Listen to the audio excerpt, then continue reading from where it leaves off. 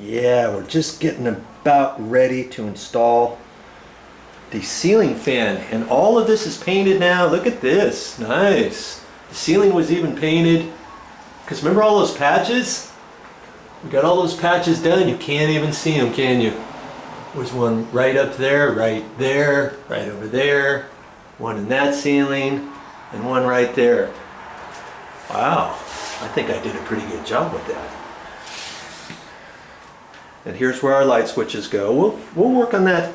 We'll work on that a little bit after a while. I got to get my ladder in here. Got to put that pancake box up in there. This pancake box is going to be installed in there.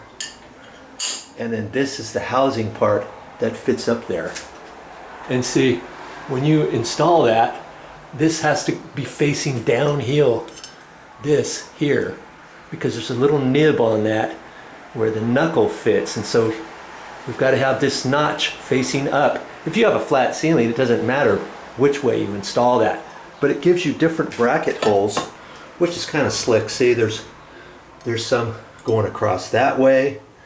There's actually, you see, here's 3 here and here's 3 here. So when you get it up there, if you want it like that, and if your screw holes aren't lining up straight across, maybe you're like that, maybe you're like that. And I already looked at this, and this box is gonna go up like that. So see how the screws are at an angle? So I'm gonna use those 2 right there at an angle, and that's gonna fit right on that box. This is gonna be facing downhill. Okay, when I get it up there, it's kind of hard to show you that way, but enough of that.